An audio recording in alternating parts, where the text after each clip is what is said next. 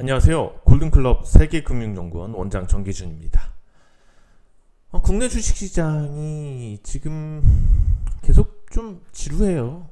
그리고 특히 코스피 지수를 보고 계시는데 코스피 지수가 어떤 방향을 잡지 못하는 게 벌써 한참 되는 것 같습니다. 제대로 된 반등 시도를 못하고 있기 때문에 투자자들은 되게 좀 애가 타죠. 왜냐하면은 주식을 보유하고 있는 상태니까 대부분 투자자들이요. 이런 상황이 지속되니까는 실질적으로 지수가 많이 떨어지지는 않았어도 투자자들은 손실을 보고 있는 게 어쩌면 당연하죠. 항상 그래요. 코스닥도 마찬가지인데 이게 중장기 투자를 하는 사람들도 마찬가지인 거고 단기 투자를 하는 사람도 마찬가지인 거예요. 지금 코스닥 지수를 보시게 되면은 코스닥 지수도 사실상 어떤 추세를 그리지는 못하고 있죠. 어떻게 보면은 살짝 우상향하고 있는 그런 박스권 틀인데, 여기서 살짝 우상향하고 있는 박스권 틀에서의 흐름인데, 이게 차라리 좀 하락을 하더라도, 점진적으로 하락을 하더라도 명확하게 특정 섹터 내에서의 순환매들, 그러니까 어떤 섹터는 분명히 올라주고 어떤 섹터는 화끈하게 좀 내려주고, 그런 연속성을 띠고 있는 흐름들이 시장에서 보여지게 된다면은 실질적으로 수익 내기가 어렵진 않거든요, 개인 투자자들이. 그러니까 예를 들어서 우리가 화학 업종이 간다고 치자고요. 그러면은 계속 그 화학 업종을 중심으로 한 관련된 종목들이 점진적으로 계속 올라간다고 생각을 해보자고요. 그러면은 이제 그런 쪽으로 투자자들이 계속 쏠리게 되면서 다른 업종이 만약에 못 오른다고 칠 때 실질적으로 수익을 얻을 수가 있거든요. 그런데 지금 한쪽으로 그렇게만 치우쳐서 가는 것도 아니고, 코스닥도 마찬가지고 특히 코스피 같은 경우가 좀 더 심각한 상황인데, 예를 들면은 성장주들이 쭉 올라가면 그냥 성장형 종목들 관련돼서만 쭉 들고 가면은 수익이 날 텐데, 그게 또 아니라는 거죠. 흔들고 또 다른 종목들 좀 올렸다가 또 안 오르는 종목들 또 갔다가 접근할 만해지면은 또 관심 가질만 하면은 패가 바뀌어버리고, 이거는 뭐 잘하는 투자자라도 어떻게 보면은 힘들죠. 그러니까 장기 투자를 하는 종목도 실제로 수익이 잘 안 나고 있고, 지금 차트 지수 보시는 것처럼 지수가 그대로 말해주고 있죠. 올해 내내 상황인데, 매매를 하더라도 이 매매가 안 꼬일 수가 없고, 따라 들어가면 하루 이틀 올라버리고 그 뒤로 쭉쭉 빠져버리고, 지수의 모양새와 상관없이 투자자를 상당히 짜증나게 만드는 시장이 올해 계속해서 연속되고 있습니다.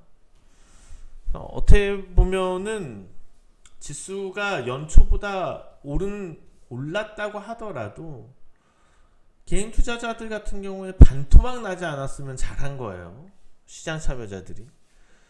그만큼 좀 악랄한 시장이다 라고 어떻게 보면 독설인데, 왜냐하면 개인 투자자 이게 시장이 유동성 장세가 커지다 보면은 이런 6개월간의 상황들, 그러니까 반기를 기준으로 이게 1년이 될 수도 있고 6개월이 될 수도 있고 한데, 이런 상황들이 와요. 왜냐하면 유동성이 커지다 보면은 실질적으로 외국인과 기관들이 단기성 매매를 많이 할 수밖에 없습니다. 더군다나 시장의 레벨이 많이 올라와 있다. 코스피 지수, 코스닥 지수 모두 작년 저점 대비해서 어마어마하게 올라와 있죠. 419에서 1100까지 올랐었으니까, 1060까지 올랐었으니까, 코스닥은요. 코스피도 만만치가 않죠. 작년 저점 1400부터 해서 2배 넘게 올랐죠. 3300까지 올랐었습니다. 이런 상황, 단기에 레벨이 높아진 상태가 되다 보니 기관과 외국인도 비중을 단기 성향에 치우쳐서 들어와 있는 게 많다는 거죠. 그러면 실질적으로 기관하고 외국인, 어떻게 보면은 결집되어져 있는 자금이죠. 결집력이 있는 자금이죠. 그런 결집력 있는 자금들이 단기성으로 움직이는 게 불특정 다수 종목에서 이루어진다면 이 종목 저 종목이 실제로는 차트 흐름과 상관없이 이들 수급의 마음먹기에 따라서 시세가 급변할 수 있다는 거고, 그런 흐름들이 계속되다 보면은 개인 투자자들은 계속 털려요. 개인 투자자들이 얻어가는 가장 큰 정보는 차트거든요. 정보에 있어서 실질적으로 개인 투자자들이 가장 많이 이용하는 거는 차트입니다. 무슨 얘기냐면 계속해서 후행적인 정보에 만 치우칠 수밖에 없다는 얘기죠. 차트라는 건 아주 대표적인 후행성 지표죠. 이미 결과가 나온 뒤에 그려지잖아요. 시세라는 건요. 그쵸? 차트라는 건 결과가 나오기 전에 그려질 수가 없죠. 어떤 자료가 생성이 돼야지 만들어지니까. 그렇기 때문에 후행성 지표인데, 후행성 정보인데, 이런 후행성 정보 때문에 개인 투자자들은 이런 장세에서 지금과 같은 시장이 레벨이 많이 올라가 있고, 물론 이거는 작년 저점 대비해서지만, 그리고 유동성이 많이 깔려 있는, 그래서 기관과 외국인이 단기성 접근이 많은 그런 시장 상황에서 절대 불리하게 되는 겁니다. 그래서 지금 올해 투자자 여러분들께서 차트를 보고 투자를 했다면, 차트를 보고 트레이딩을 했다면 거의 반토막이 나 있는 게 본인이 잘못한 게 아닙니다. 이거는 시장의 특성 때문에 그런 겁니다. 그렇게 보셔야지 될 것 같고, 차라리 그러면 지금은 차트가 통하는, 차트를 믿고 투자를 했을 때 손실이 나니까 그렇게 하면 안 되는 시장인 거고, 그러면 지금은 어떻게 투자하는 게 좋은지, 이거는 정보에 대한 해석과 주가 수준을 가지고 투자를 해야지 된다는 겁니다. 차트를 볼 게 아니고 특정한 어떤, 만약에 무상증자 소식, 유상증자 소식, 어떤 뭐 합병과 관련된 소식이나 아니면은 뭐 기술의 도약, 이런 호재성들 뉴스, 실적,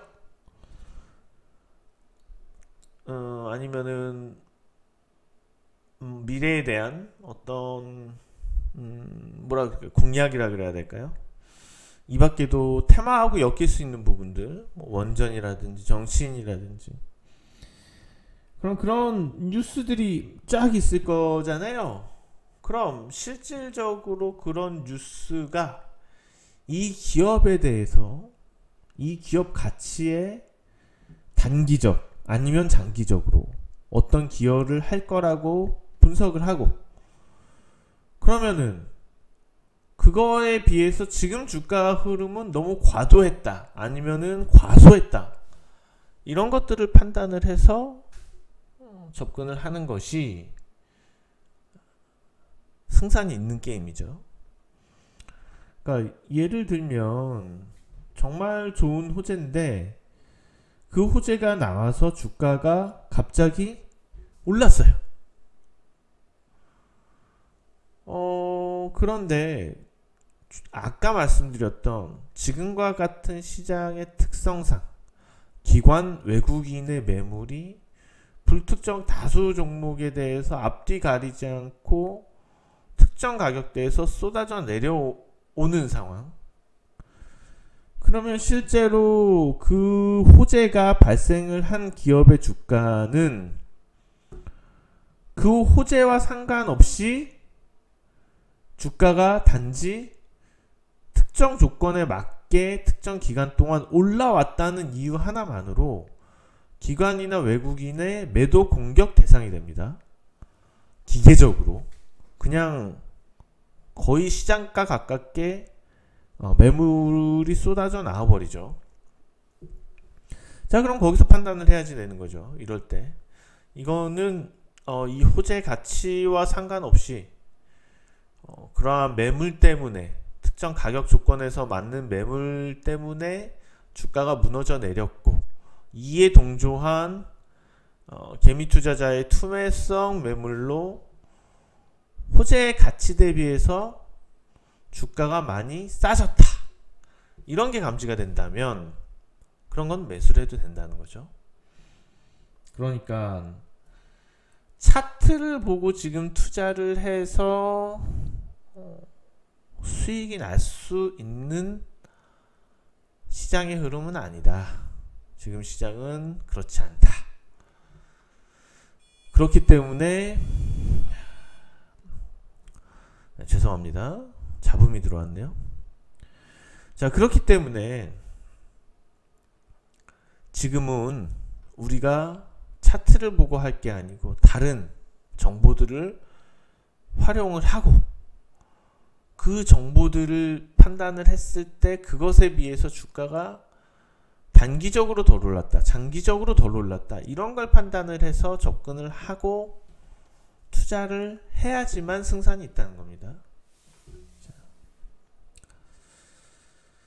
지금 어려운 거는 실제로 이제 지금 어떻게 투자를 해야지 손해를 보지 않고 수익에 근접할 수 있는지를 설명을 해드린 거고, 지금 답답한 거는 현재 상황에서 그러면 연휴 기간 이후에 시장이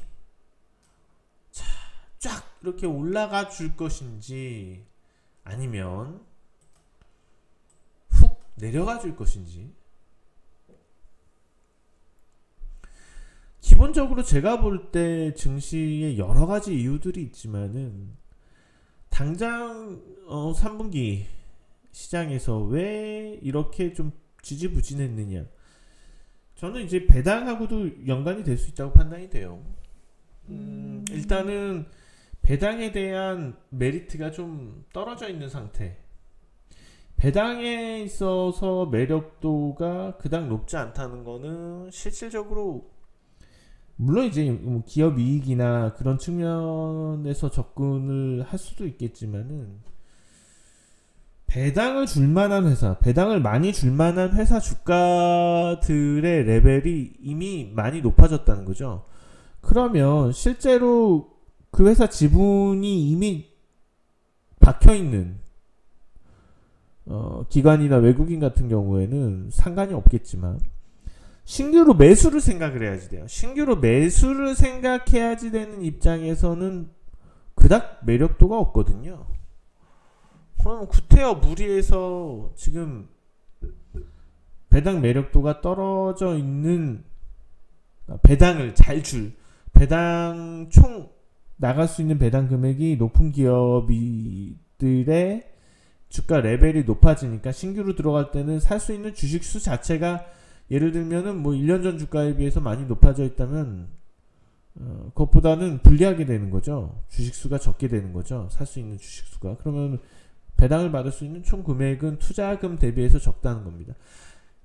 그런 부분에 있어서의 글로벌 유사한 흐름에서 좀 부진함도 있지 않았을까 생각이 들고 있고, 오히려 그런 부분들 때문에 3분기에 미리 시장이 부진한 흐름들이 만들어졌다면은 저는 4분기에 대한 시장 전망은 오히려 좋게 보는 게 맞지 않나 생각이 듭니다. 무엇보다도 지금은 되게 과도기적 측면이 있어요.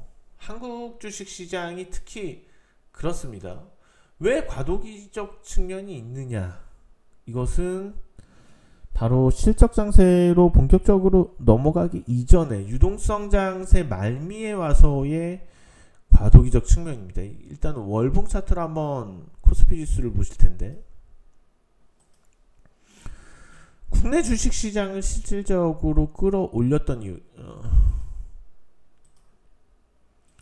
이 부분은 좀 제거를 해놓고 보는 게 맞는 것 같습니다. 이 부분은 실질적으로는 좀 없어도 되는 레벨이었던 것 같고요. 그렇다면 이 부분을 없어도 되는 레벨이라고 본다면 실질적으로 국내 주식시장이 어떻게 보면 잃어버린 시장의 지수 흐름이랄까요?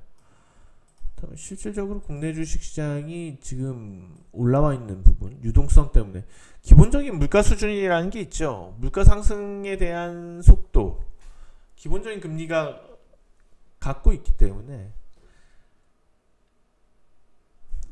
체크해드리는 부분들, 2500선에서 3300선까지 올라왔던 부분들 한 800포인트가량 될 겁니다. 이 부분이 저는 유동성 장세의 효과였다고 판단이 되고 있습니다. 그렇다면 실적 장세에 대한 효과가 아직 나타났지 않았고 그 부분에 있어서 발휘가 돼야 될 텐데, 지금은 그것에 대한 과도기적 측면이고, 사실 마땅히 저점을 잡기는 곤란합니다. 지금이 저점일 수도 있고 좀 더 밀려서 저점일 수도 있고, 그러나 그게 큰 의미는 없지 않을까라는 생각이고요. 그러면 왜 유동성 장세와 실적 장세 사이에 이런 과도기적 측면은 나타나느냐? 이거는 이런 거죠.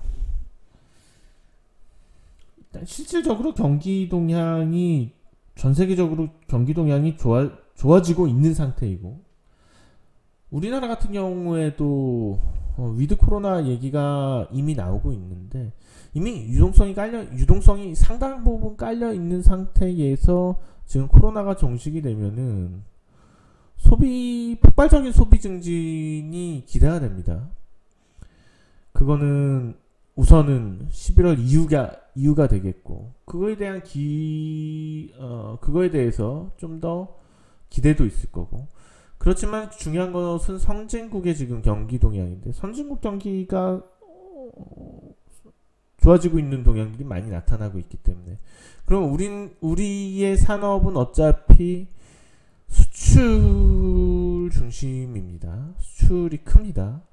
수출 비중이 크면은 이런 상태에서 실질적으로 기업 이익이 증대될 가능성이 상당히 커지는 거죠. 그렇지만 문제는 경기가 좋아질 거기 때문에 지금의 유동성을 줄일 수밖에 없는 거죠. 자산 매입을 멈춘다든지 아니면 돈 뿌려대는 것을 멈추다든지. 지금은 그거예요.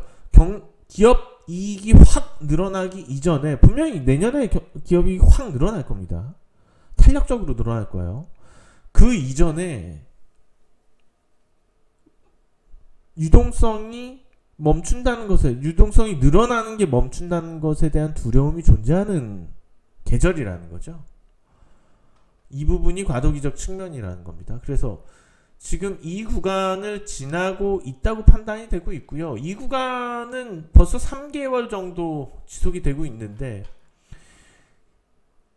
한 분기 정도면 충분하다고 판단이 되고 있습니다. 그래서 이달로 마무리가 좀 되지 않을까 판단이 되고 있고, 본격적으로 시장은 명절 이후부터 좀 자리를 찾고, 이제는 계속 유동성 위축에 대한 게 발목을 잡을 게 아니고, 오히려 내년 기업들 이익에 대한 큰 증대에 대해서 좀 기대를 하면서 시장이 실적 장세로 넘어가 주면서 올라갈 가능성이 높기 때문에 그러한 부분에 좀 기대를 거셔야 된다 판단이 됩니다. 그래서 어떻게 보면은 이제 연휴 이후 얼마 남지 않은 추석 이후의 기간은 큰 기회다 그렇게 판단이 됩니다. 자, 추석 명절 연휴 잘 보내시고요. 풍요롭게 잘 보내시기 바랍니다. 저는 다음 주에 다시 뵙겠습니다. 고맙습니다. 정기준 원장이었습니다.